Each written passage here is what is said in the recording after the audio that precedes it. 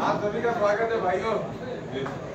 मेरा ये रोल है, आप लोग इधर बैठिए ना, खाली क्यों रखे हैं? आप बैठिए, आइए प्लीज बैठिए, आइए प्लीज बैठिए। मतलब आप लोग बैठिए ना, आप लोग जो यूनियन के जो लोग हैं, प्रमुख लोगों को बैठा भैया, यूनियन के लोग बैठा, यूनियन के जो लोग बैठा। अब हम अपने यूनियन के महासचिव महोदय अभिषेक सिंह उसाकर जी और नवीन मिश्रा जी से अनुरोध करेंगे कि वह पुष्प गुच्छ देकर विधायक जी का स्वागत करेंगे और यूनियन के जो भी पदाधिकारी हैं वहां पर पहुंचेंगे।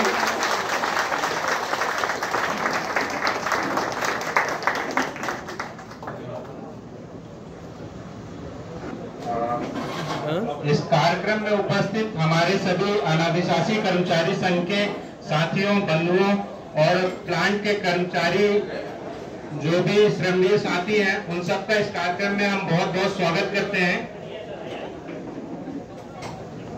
हम यहाँ पर आकर उनको विस्तृत बता सकें, इसी के लिए आज आप सबके साथ यहाँ पर एक चर्चा भेंट मुलाकात रखी गई है। और इस कार्यक्रम में हम चाहते हैं कि यूनियन के कोषाध्यक्ष महोदय नवीन मिश्रा जी जो यहाँ पर उपस्थित बीएसपी के सभी तमाम साथियों का मैं नमस्कार करता हूँ। बीएसपी एसोसिएशन कर्मचारी संघ यूनियन का मैं कोषाध्यक्ष हूँ और विधायक भैया का समय देने के लिए मैं आभार व्यक्त करता हूँ कि इन्होंने अपना कीमती समय निकाल करके हम लोग को दिए। इससे पहले भी हम लोग 2-3 बार मीटिंग कर चुके हैं, फिजिकली मीटिंग कर चुके हैं। तो भैया का कहना था कि हम लोग एक बार गेट टुगेदर कर लेते हैं, उसके बाद आगे हम लोग मुख्यमंत्री के यहाँ इस मैटर को तो उठा चुके हैं, फिर एक बार मीटिंग भी कर लेंगे आपस में मुख्यमंत्री महोदय के साथ। ठीक, तो आज हम लोग इस मीटिंग पे आने का एक मुख्य उद्देश्य था कि 1 मई श्रमिक दिवस जो कि हमारा मतलब लॉफुल डिमांड है कि हम लोग उसको अचीव करें। आपको जानकारी के लिए बता दूं कि ये जो डिमांड है वो अन्य प्लांट में मिलता है। ठीक, जैसे दुर्गापुर में राउरकेला में चले जाइए, राउरकेला में भी मतलब छुट्टी मिलता है, पेड लीव है वहाँ पे, और दुर्गापुर में भी कंपनसेटरी ऑफ है, एलवाइएल प्लांट में कंपनसेटरी ऑफ है, बाकी के प्लांट में भी छुट्टी मिलती है 1 मई का। ठीक, लेकिन हम लोग के यहाँ पे नहीं मिलता। हम लोग इसलिए बोले थे भैया से कि श्रम का जो ये विधान है वो संवर्ती सूची में आता है, तो भैया उस पर एक अध्यादेश पारित करके जो है तो उस पर छुट्टी इश्यू करवा सकते हैं राज्य शासन के थ्रू। ठीक, दूसरा का मुद्दा है कि ग्रीवेंस रेडियल कमेटी भी एक बनाना था जो कि वहाँ भिलाई स्टील प्लांट में नहीं है। अनर्गल टाइप का ट्रांसफर होती है भिलाई स्टील प्लांट के कर्मचारियों का, जिसको रोकने के लिए भैया से हम लोगों ने ये किया था रिक्वेस्ट कि भैया आप हम लोग के साथ एक भिलाई स्टील प्लांट के प्रबंधन के साथ एक मीटिंग करवा दीजिए और उसमें इस विषय पर भी थोड़ा राज्य शासन के द्वारा ये करके और उस पर एक कमेटी बनवाने की कोशिश कीजिए, ताकि हम लोग का जो अनर्गल ट्रांसफर होता है जिसमें वो कोई मतलब नहीं है किसी का उठा करके। कल परसों भी 2-4 लोगों का भी ट्रांसफर कर दिया गया है। रिसेंटली बीआरएम से 2 आदमी, यूआरएम से 2 आदमी का ट्रांसफर ईजीवे में कर दिया गया है। ठीक है ना, तो वो सब चीजों पर हम लोगों ने ये किया था। दूसरा का है कि अभी यहाँ पे कुछ प्रॉब्लम है लोकल स्तर पे। ठीक है, उस स्तर के लिए भी हम लोगों ने बात किया था, तो भैया बोले कि ठीक है उस पर सकारात्मक पहल हम लोग करेंगे, बैठ करके चर्चा करेंगे। ठीक, विशेष मुद्दे के लिए यहाँ पर उपस्थित अध्यक्ष अमर भाई आगे आएंगे।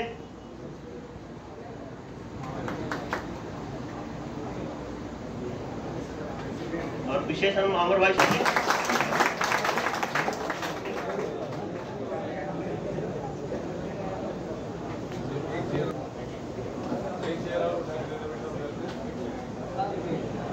रिसेंटली एक सर्कुलर निकला है। ठीक, उसमें डेव एक डिप्लोमा इंजीनियर एसोसिएशन भिलाई के थ्रू काफी पहल करने के बाद ये मामला कई 3-4 से पहल कर रहे थे एसोसिएशन, और उसके खिलाफ बीएसपी मैनेजमेंट ने एक सर्कुलर अभी निकाला है। सर्कुलर में ये है कि जो हायर एजुकेशन ले सकता है उनके लिए हायर एजुकेशन का प्रोविजन पहले से बंद था। पहले एक EMI थी। ठीक, EMI और IIM सब बंद हो चुका था, उसका वैलिडिटी मतलब बंद हो चुकी थी 2013 रजिस्ट्रेशन के बाद से नहीं हो रहा था। तो अभी बहुत मशक्कत के बाद एक बीएसपी मैनेजमेंट ने निकाला है। निकालने के बाद भी अभी क्या है, जो HOD है वो HOD साइन नहीं कर रहे हैं। ठीक है, तो उसमें भैया से हम कहेंगे कि इस मुद्दे के लिए हमारे जो साथी है कुछ करना चाह रहे हैं, जो बीटेक हायर एजुकेशन लेना चाह रहे हैं, उनके लिए आप थोड़ा पहल करेंगे और बीएसपी मैनेजमेंट से इस पर जो भी है सकारात्मक पहल करवाने की कोशिश करेंगे। के थ्रू कई पहल पे, कई पैटर्न पे, मतलब हर जगह पे लेवल पे लेके गए हैं मैटर को। ठीक, लेकिन अभी रिसेंटली जो हमको 31 तारीख को जो डीएलसी के यहाँ मिला, उसमें उन्होंने भी ये कह दिया कि यूनियन के अधिकार क्षेत्र में मतलब यहाँ नहीं है और मेरे अधिकार क्षेत्र में भी नहीं है, क्योंकि वो बोल रहे हैं कि मैं हेड हूँ तो सिर्फ और सिर्फ छत्तीसगढ़ श्रमिक संघ मतलब, लेकिन वो मामला क्या है, पूरे सेल लेवल का है। पूरे सेल लेवल बोले तो Bokaro, Durgapur, Rourkela, Burnpur, Bhilai, alloy steel plant, उसके बाद भद्रावती, विश्वस्तरीय स्टील प्लांट। तो उनका कहना था कि हम सबको कैसे बुलाएंगे। एनजेसीएस एक पैटर्न है, बाईपार्टिस कमेटी है जिसका गठन 1970 में हुआ था। उससे पहले 1970 में उसका गठन हुआ था। उस समय ट्राइपार्टिस कमेटी थी। उसका स्टील मतलब ये सीएलसी होते थे, वो सेक्रेटरी होते थे उस कमेटी का। लेकिन आज के डेट में क्या हुआ, मैनेजमेंट ने अपने स्टील मिनिस्ट्री ने अपने फायदे के लिए बाईपार्टिस कमेटी बना दिया। बाईपार्टिस कमेटी वो जो डिसीजन लेती है, उसका डिसीजन का इस बार संयोग से ऑनलाइन मीटिंग हुआ, जिसके चलते हम लोगों को कुछ जानकारियां मिली। तो हम लोग को ये पता चलता है कि मैनेजमेंट कहीं ना कहीं यूनियन को अपने फेवर में करके और कर्मचारियों के भविष्य को अंधकार में धकेलती है। वही कई एनजेसीएस मतलब कई जो है महारत्न कंपनी में जो वेतन समझौता है वो 1/1/2017 से ड्यू होने के बाद उनका एरियर तक मिल गया। कोल इंडिया में डबल हो गया, ठीक है, उनका एरियर भी अगले महीने आ जाएगा। लेकिन स्टील इंडस्ट्री एक ऐसा संस्था है जिसमें कि विगत 5 सालों में 32,064 करोड़ रुपए प्रॉफिट कमाने के बाद भी कर्मचारियों के हक को नहीं दिया जा रहा। और ये बहुत दुर्भाग्यपूर्ण स्थिति है। यहाँ पे जितने कर्मचारी उपस्थित है, बाकी के जो नहीं है, उन लोग के भी दुर्भाग्यपूर्ण स्थिति है कि आज तक वेतन समझौता 1/1/2017 से ड्यू होने के बाद 22/10/2021 को एक गलत एमओयू किया गया। एमओयू में वो एमओयू ही गलत है, क्योंकि उसमें जो संविधान है उसके तहत जो साइन किए हैं वो इलीगल साइन। बोकारो, दुर्गापुर, बजाते संसद में जब क्वेश्चन हुआ है तो उसमें ये जवाब दिया है मैनेजमेंट और स्टील मिनिस्ट्री ने कि ये जो मामला है वो अभी सब जुडिशियल है वहां पे। तो फिर वहां की यूनियन साइन कैसे, किस आधार पर वहां पे साइन की? साइन केंद्र ने अथॉरिटी उनके पास था नहीं, लेकिन उन्होंने मैनेजमेंट अपने फायदे के लिए उस यूनियन को बुला करके साइन करवाती है वहां पे, ठीक।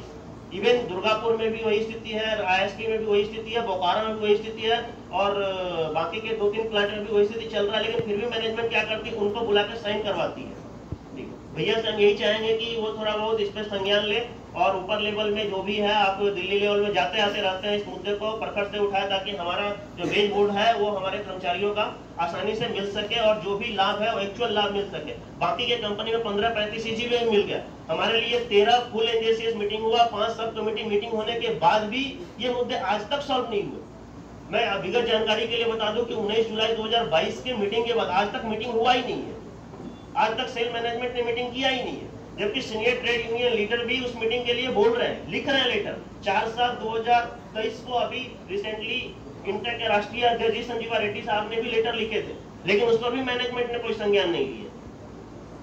तो फिर ये किस बात के लिए बाईपार्टी कमेटी, जब राष्ट्रीय लेवल के नेतृत्व लिख रहे हैं लेटर और उस पर भी ये मैनेजमेंट संज्ञान नहीं ले रही है, इसका मतलब क्या है? फिर आखिर में सीधा सीधा कर्मचारियों का शोषण है।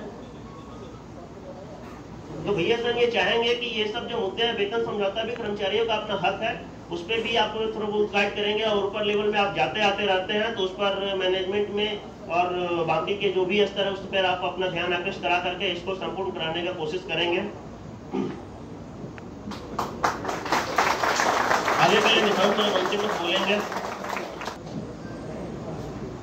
सभी साथियों को मेरा नमस्कार। भैया ने आज अपना कीमती समय दिया, उसके लिए मैं सर धन्यवाद करता हूँ। और आप सभी दोस्त लोग आए, मुझे बहुत खुशी हो रही है कि काफी संख्या में भिलाई स्टील प्लांट के कर्मचारी आज यहाँ पे प्रेजेंट हैं। आप सभी का भी मैं तहे दिल से शुक्रिया अदा करता हूँ। और साथियों, जैसे कि हमारा जब ज्वाइनिंग हुआ था 2013 में दिसंबर, फिर उसके पहले 2008, फिर 2014, 15, 16 ऐसा, तो मैं मेरी बात कहता हूँ कि जब से मैं यहाँ पे आया तब से ऐसा लग रहा है कि साला मेरे साथ शोषण ही हो रहा है ना। शायद आप लोग भी हर कोई वही सोच रहा होगा जो मैं सोच रहा हूँ, है ना। और सबसे बड़ा शोषण का भुगतान तो हम लोग 4 लोग हैं जो सबसे ज्यादा भोगे। हम सस्पेंडेड है ना, 10 महीना सस्पेंडेड रहे, FIR तक झेले है, 6 इंक्रीमेंट काटे। लेकिन दुख उस बात का नहीं है मुझे, है ना, क्योंकि आप एक बात मुझे याद आती है, जब पुलिस मुझे घर से उठाने के लिए आई थी, मैं भट्टी थाना में था, तो भैया उस वक्त आए थे, है ना। तो उस वक्त लगा कि नहीं, हम लोग ये लड़ाई जीत जाएंगे करके। और ऊपर से आप लोगों का भी साथ था। उस वक्त आप लोग भी वहां पे आए थे, कम से कम मैं एक ऐसी खिड़की थी, वहां से मैं देख रहा था कि मेरे साथ कौन खड़े हैं करके। तो मैक्सिमम लड़के उस कोरोना काल में मैक्सिमम लड़के पुलिस स्टेशन के बाहर में खड़े थे, एक भी वहां से कोई आदमी हिला नहीं।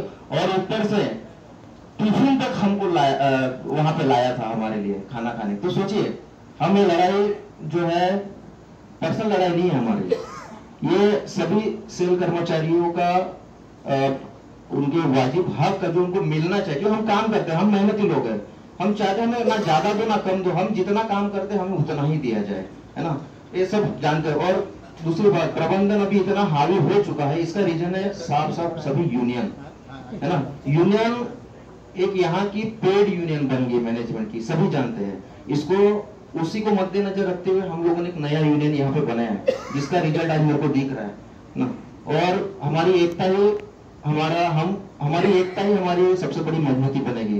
कुछ बातों को मैं आपको बताना चाहूंगा। जैसे आज हम लोग डीएलसी में गए थे, डिप्टी लेबर कमिश्नर रायपुर। आज उन्होंने हमको पर्सनली बुलाया था कि बेटा, जब पिछले 28 तारीख को जब उनके साथ हमारी मीटिंग हुई, उन्होंने हमें देखते हुए एक बात कहा था कि मैं आपको देखता हूँ तो मुझे मेरी जवानी याद आती है। जो उबलता हुआ खून मैं आज आप में देखता हूँ, वही मैं अपने जवानी में करता था। तो बोले आप मुझे, वो रिटायर हो गए, 31 जुलाई को उनका रिटायरमेंट था, तो बोले कि जाते जाते आप बिल्कुल मुझे मिल के जाइएगा। तो उसके लिए हम उनसे मिलने गए थे, तो उन्होंने काफी अच्छी बात की हमारे साथ में। और क्लोजर रिपोर्ट हम लोगों ने, जैसे कि नवीन भाई ने बताया कि हम लोगों ने पिछले 3-4 महीने में कम से कम 40 से 45 लेटर हम लिख चुके हैं, प्राइम मिनिस्टर से लेके यहाँ के लोकल जो भी मैनेजमेंट है वहां तक 45 लेटर लिख चुके। क्यों? वेज रिविजन का मुद्दा हमारे लिए सबसे बड़ा मुद्दा है, ठीक है। हमने इंसेंटिव के लिए भी बात रखी है, लेकिन मैनेजमेंट इतना धूर्त है कि वो ऐसा समझ लो कि उनको कर्मचारियों का कुछ भी हित नहीं करना है, ऐसा समझ लीजिए। ये मैं अपना एक्सपीरियंस आपको शेयर कर रहा हूँ, ठीक है। लेकिन जब तक हमने तो यूनियन बना लिया और आप सभी तो है, लेकिन लड़ाई बहुत लंबी लड़नी है दोस्त। क्योंकि जब हम लोग सीएलसी में गए थे दिल्ली, जब हमें बुलाया गया था, अपनी हमारी यूनियन को जब बुलाया गया था, तो वहां पे मैनेजमेंट के लोग 3 लोग आए थे। एक मानस रस साहब आए थे, सीजीएम पर्सनल सेल के, है ना। फिर एक बबीता मैडम आए थे, एक हर्ष सर आए थे। जब हमारे ऑफ रिकॉर्ड जब हमारे एक वेटिंग हॉल में डिस्कशन हुआ, तो उनके चेहरे से ऐसा भाव दिख रहा था कि सेल में कर्मचारी बहुत खुश है या ठेका श्रमिक बहुत खुश है, किसी प्रकार की परेशानी नहीं है। मैं बोला आखिरी जाते थे, मैडम एसी से जरा बाहर निकल के जमीन पे तो आके देखिए। आइए, बोला मैं आपको पूरा भिलाई स्टील प्लांट घुमाता हूँ, बोला तब आप पता चलेगा बोला कि हम लोग कैसे कैसे काम कर रहे करके। ये तो प्लांट के बाहर की बात बोल रहा, कोई प्लांट के अंदर जाके देखिए मैडम, बोला तब पता चलेगा। बोला यानी उनके नजर में हमारे लिए कोई वैल्यू नहीं है, हम इतना मेहनत करते हैं लेकिन जीरो है, ये बात सोच लीजिए। और ये इनका सारा का सारा पूरा जो है ना, पूरा यूनियन वालों को जाता है दोस्त, ये मैं आपको बता रहा हूँ। इसलिए अपनी ताकत को खुद पहचानिए, ठीक है। एक प्लेटफॉर्म हम लोग बनाए हैं, इस प्लेटफॉर्म को दूर तक लेके जाना है, बड़ी ईमानदारी से लेके जाना है, विश्वास के साथ लेके जाना है, ठीक है। और इसी के साथ मैं अपने शब्द को विराम देता हूँ। Thank you. हम भी पूरा फुर्सत में आराम से बैठे हैं, मैं भी चाहता हूँ बातें हो अच्छे से। सभी साथियों को नमस्कार। और भैया ने भोग की बात की है, तो एक मुझे अभी तुरंत की घटना याद आ गई कि ये यूनियन के जो लोग हैं, भैया मैं आपको बताना चाहता हूं कि अभी यहाँ जो खड़े होकर निशान भाई बात कर रहे थे, वो खाना कल दिन का 11 बजे का खाना खाए हैं। कल दिन का 11 बजे का खाना खाए हैं, अभी तक वो खाना नहीं खाए, बाहर के नाश्ते और उससे चल रहा है काम। राजरा से ड्यूटी करके आए और घर पे 5 मिनट भी नहीं रुकेंगे, तैयार होकर के हम लोग डिप्टी लेबर कमिश्नर के यहाँ चले गए और वहां से बाहरी बार हम लोग अभी यहाँ आ रहे हैं। उसके बाद से वकील के पास मिलने गए, फिर बाहरी बार हम लोग यहाँ आ रहे। तो भैया ने कहा तो याद आ गया, देखिए बने बनाए रास्ते पे चलने में और खुद रास्ता बना के चलने में फर्क होता है। हम लोग कोई रास्ता दिखाने वाला नहीं है, खुद रास्ता बना करके चल रहे हैं। कहीं ठोकर भी लग रही है, कहीं डांट भी सुनना पड़ रहा है, कहीं कुछ भी सुनना पड़ रहा है, लेकिन एक चीज है जो हम लोग को आगे बढ़ने के लिए प्रेरित कर रही है, वो आप लोगों का साथ।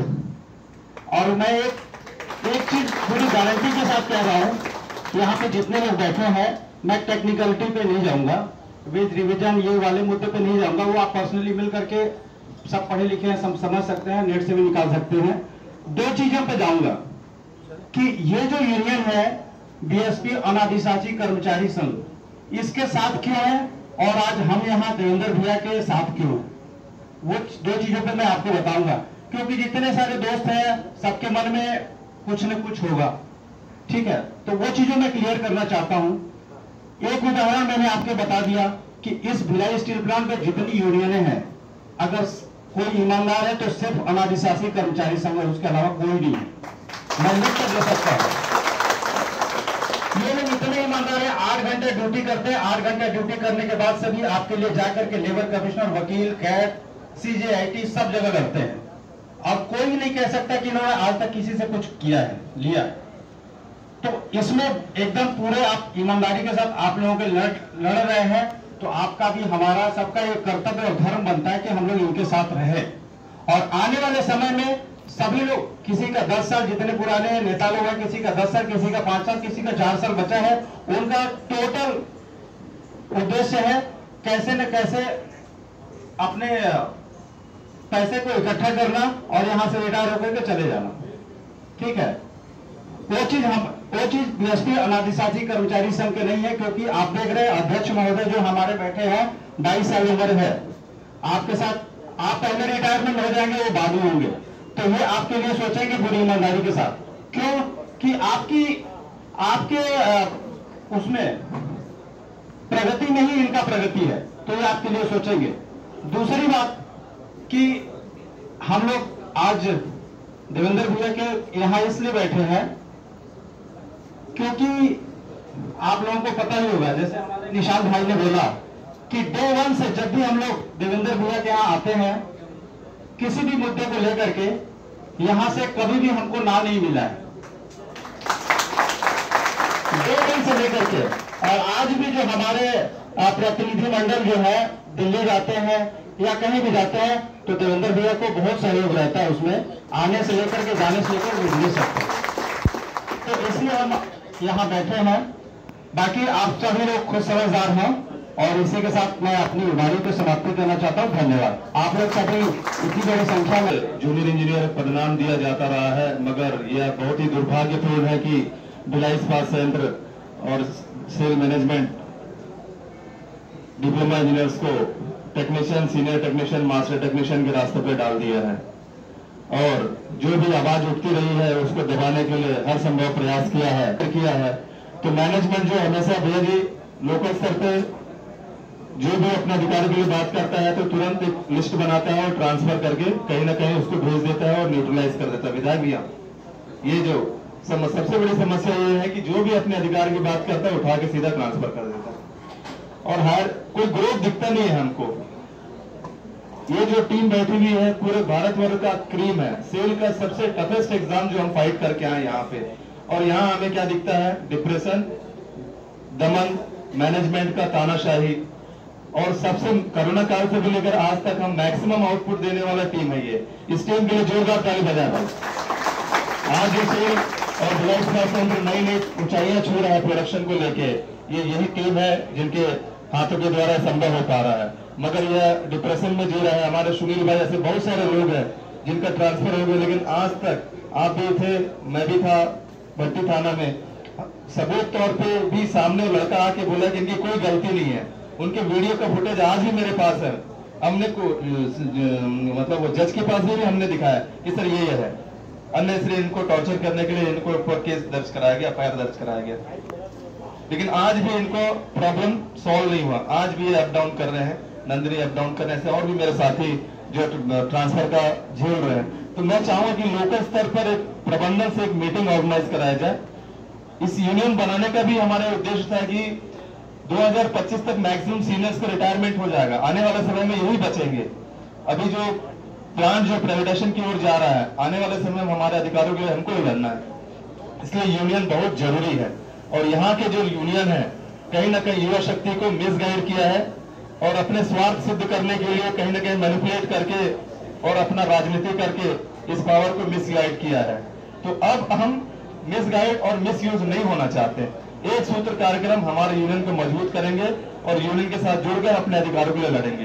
तो लोकल स्तर पर जो भी संभव हो सकता है, आदरणीय जो हायर एजुकेशन के लिए मेरे मित्र ने कहा था कि रावतपुरा कॉलेज से इंजीनियरिंग के लिए जो प्रपोजल आया था, मैनेजमेंट ने सहमति दी है, मगर परमिशन नहीं दिया जा रहा है। उस तो भी संभव प्रयास करके मैनेजमेंट से बैठक करा के एक जो भी आवश्यकता है इसको पूर्ण किया जाए। मैं आदरणीय देवेंद्र यादव भैया से चाहूंगा और कोई चाहेंगे तो कोई बात रख सकते हैं। भिलाई अधिशासी कर्मचारी संघ आयोजित इस बैठक में यूनियन के सम्मानित ऑफिस बियरर्स आदरणीय अमन सिंह जी, अध्यक्ष उमाकांत जी, अभिषेक कुमार सिंह जी, नवीन ध्रुव जी, नवीन कुमार मिश्रा जी, टिकेंद्र जी, अजय वासनिक जी, बहुत सारे और भाइयों का नाम लिख रहे थे, उतने में मेरी बोलने की बारी आ गई। तो मैं सभी का स्वागत करता हूं, अभिनंदन करता हूं। और मुझे नहीं लगता किसी भी यूनियन में कोई एक नाम होता है। यूनियन तो यूनियन होता है, वो सभी लोगों का समूह होता है। मैंने शुरुआती राजनीतिक जीवन में हम लोगों का भी जो जीवन चला ना, वो ऐसे ही चला। दोस्ती में चला, भरोसे में चला, जुगाड़ में चला और उम्मीद में चला कि हाँ कुछ हो जाएगा, करो। तो ऐसे ही हम भी अपने जीवन की शुरुआत किए, राजनीतिक जीवन की भी ऐसी शुरुआत हुई। मुझे इनकी बात आज बड़ी अच्छी लगी। इन्होंने बहुत अच्छी बात बोली।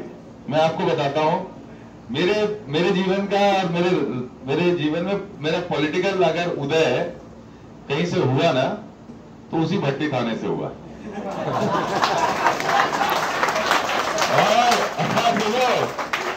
और वो भट्टी थाने में मैं भी ऐसी खिड़की के सामने ऐसे खड़े होकर देख रहा था मेरे साथ कितने आए। अच्छी बात बताता हूँ, मैं एनएसयूआई का जिला अध्यक्ष था, कॉलेज में पढ़ रहा था, इंजीनियरिंग कर रहा था रुंगटा कॉलेज में। आप लोग आए यहाँ पे 2013-14 के बैच वाले हो ना। मैं 2008-9 में सबसे पहले मैं, मतलब मेरी जिंदगी तो बहुत ऊट पर टांग रही।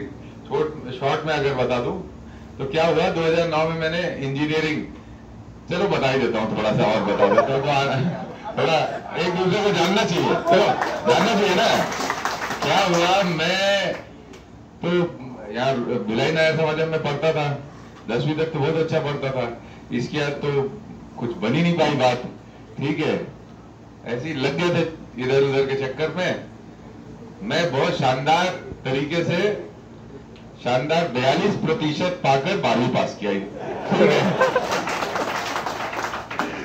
मेरे भाई बहुत चिंता करते थे। पिताजी छोटा था तो चले गए थे पिताजी, और भाई ने बड़ी मुश्किल से हम लोगों को पाला पोसा था। भाई बड़ी चिंता करता था कि यार कैसे होगा। वो मेरे को अपने वो सोचता था कि भाई इसका भविष्य बन जाए किसी तरह। तो उसने मेरे को, उनके दोस्त थे एक, वो स्टेट गवर्नमेंट में पायलट थे, मतलब हेलीकॉप्टर उड़ाते थे, उनके पास लेके गया। और अपनी उस समय बुद्धि, कोई एकाग्र बुद्धि तो थी नहीं कि जीवन को समझेंगे और एक तरफ से बोलेंगे। तो वो पायलट ने मेरे से सवाल किया। पायलट ने, मैं छोटा था उस समय, 16 साल का था, 16-17 साल का था।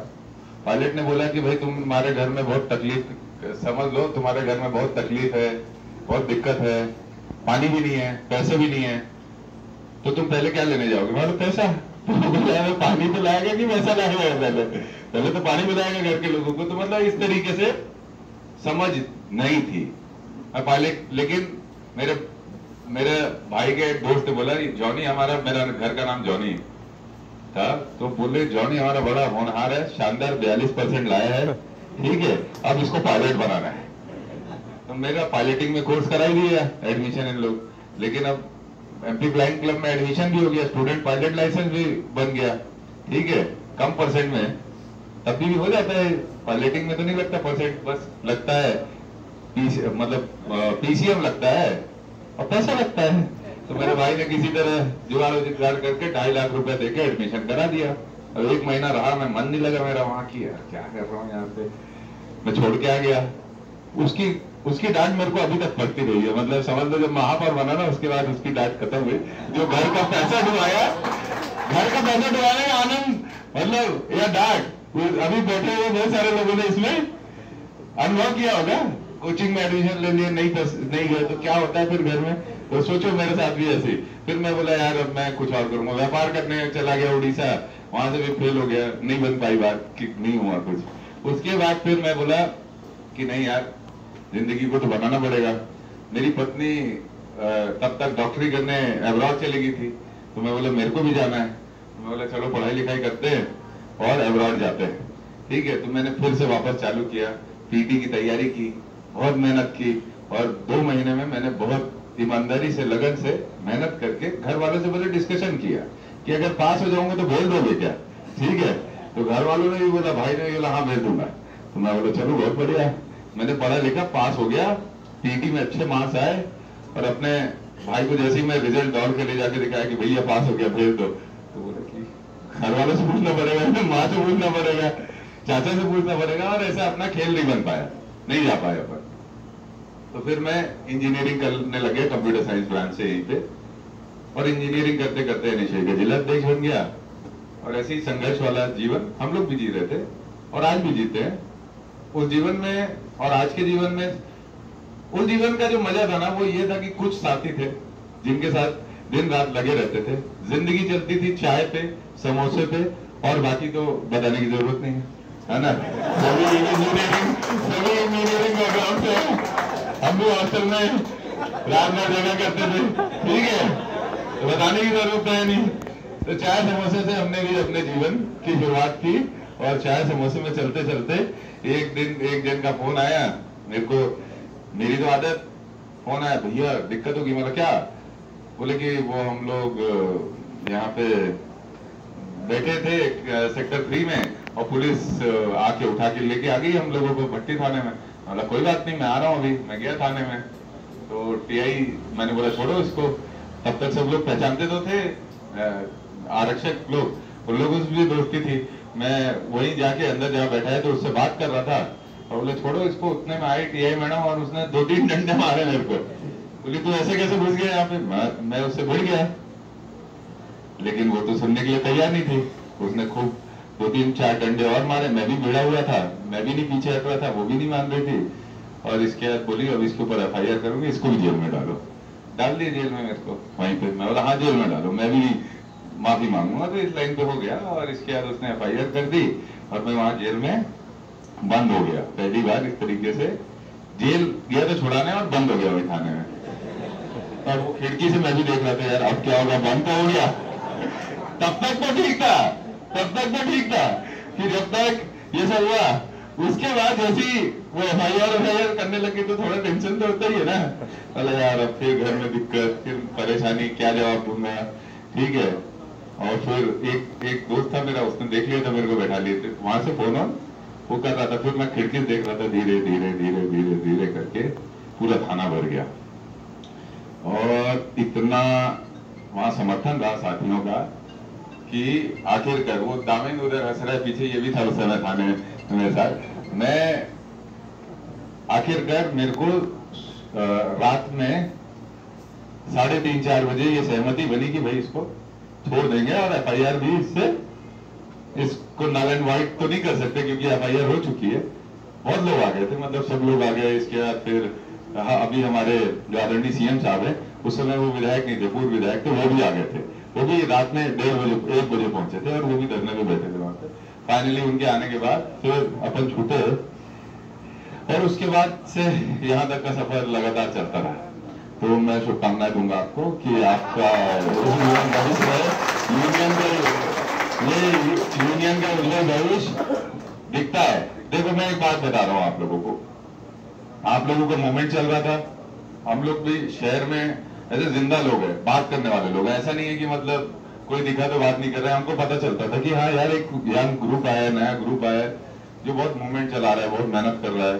धीरे धीरे करके एक समय ये आ गया कि आप लोग ने टूल डाउन हो गया, और इसके बाद कुछ साथी थाने में बैठा लिए गए, गलत तरीके से FIR करके गलत दृष्टिकोण दिया गया मीडिया में। जो मीडिया में गलत दृष्टिकोण दिया गया उसके आधार पर पूरी जो बौद्धिक लोग हैं उन्होंने मुझे ये कहा कि भाई मत जाओ, वहां पे जाओगे तो आपके ऊपर ये आएगा। लेकिन जो मेरे खुद के विचार थे वो ये कहते थे, क्योंकि मैं भी क्रांतिकारी जीवन, हम लोग भी क्रांतिकारी सोच के लोग हैं भाई। अगर एक बात ही समझना, हमारी सोच को अगर समझोगे तो, कि पूरे देश, आप भी और हम भी, आप भिलाई स्टील प्लांट को, हम भिलाई के बाहर के क्षेत्र को, टाउनशिप को, या भिलाई पूरे विधानसभा क्षेत्र को, तो हमको भिलाई वृद्ध अवस्था में मिला है, आपको प्लांट वृद्ध अवस्था में मिला है। सही बोल रहे हो नहीं? हम सब लोगों को वृद्ध अवस्था में मिला है। आज से 30 साल 40 साल पुराना भिलाई टाउनशिप सोच लो, पुराना 40 साल पुराना बीएसपी प्लांट सोच लो। ऐसा वैभव था ना यहाँ की नौकरी में, और ऐसा वैभव था यहाँ के जीवन शैली में कि कोई आदमी कभी छोड़ के नहीं जाना चाहता था। आज ये टाउनशिप भी जर्जर होती जा रही है बहुत सारी जगह में। चुनौती हमारे लिए इसको बचा के रखना, संरक्षित रखना। और इसके बाद प्लांट के अंदर जो पाइपलाइन है, पुरानी कितने समय की पुरानी पाइपलाइन है, और जो हमारी मशीनरीज है उसमें पहले आपका मैन पावर, आज के मैन पावर में जमीन आसमान का अंतर है भाई। आप लोग को अर्धकुशल कुशल मांगते हैं तो अर्धकुशल मिलता है, रिवर्स बिडिंग है। मतलब देखिए कानून कहता है, चलो कानून कहता है कि जो मजदूर है उसको जो भुगतान होना चाहिए वो मिनिमम वेजेस के आधार पे होना चाहिए, लेकिन बीएसपी का तो सबसे पहला, आप लोगों के पहले अगर अपन बात करें, जो श्रमिक आपके नीचे काम करते हैं, जिनको आप गाइड करते होंगे या आपकी टीम में काम करते होंगे, उन लोगों को मिनिमम वेजेस नहीं मिलता क्योंकि रिवर्स बिडिंग है। वो बेचारे मतलब 200 रुपए, 150 रुपए, 180 रुपए में काम करते हैं। कितने मन से काम करेंगे?